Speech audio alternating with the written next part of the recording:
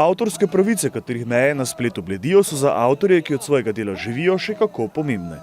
Avtorji se morajo predvsem na spletu za njih boriti, pogosto pa tudi iskati pravico, saj so avtorske pravice velikokrat tudi kršene.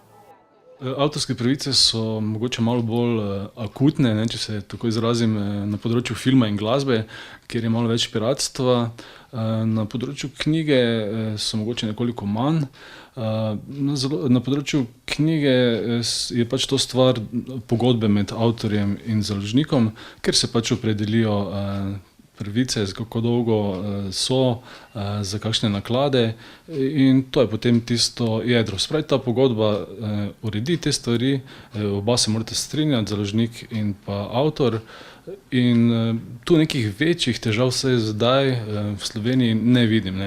Prav okrog dneva oziroma tedna knjige se pa odvijajo tudi slovenski dnevi knjige v Mariboru. Na založbi Pivec na stanje in živost knjige v svetu gledajo na dva načina.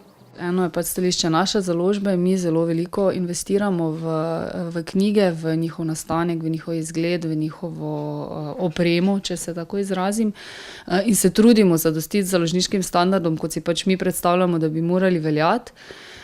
Se mi pa zdi, da po drugi strani se zaenkrat ni bati za tiskano knjigo, ne glede na vse ostale medije, ki prihajajo, tudi ne glede na elektronsko knjigo, ker pač ljudje, ki so navajeni brati, ki radi berejo, ki jim je knjiga neka vrednota, bodo to za vselej počeli in bodo tudi svoje otroke naučili, da je to v redu stvar, tako da mislim, da se nam zaenkrat ni za bati.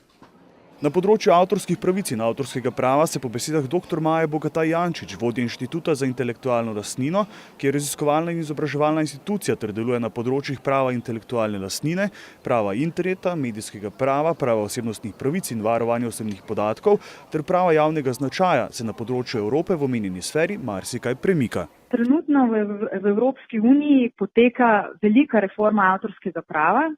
Na mizi je predlog direktive, ki jo bojo potem, ko bo sprejeta in kakršni obliki bo sprejeta, jo bojo morale države članice implementirati v nacionalno zakonodajo. In priložnost oblikovanja avtorskega prava ponavadi se zgodi enkrat na generacijo. In kar je na mizi, mene zelo skrbi.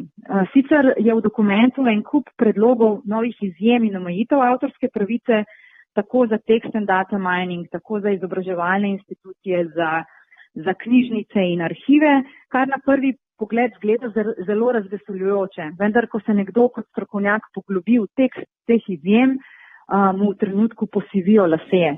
Ni pa avtorsko pravo tista edina stvar v svetu, ki terja veliko pozornosti. Tudi če se je o trgovskem sporazumu akta takrat govorilo veliko in so številni nasprotniki stopili celo na ulice, je zdaj, čeprav je situacija morda celo slabša, vse tiho.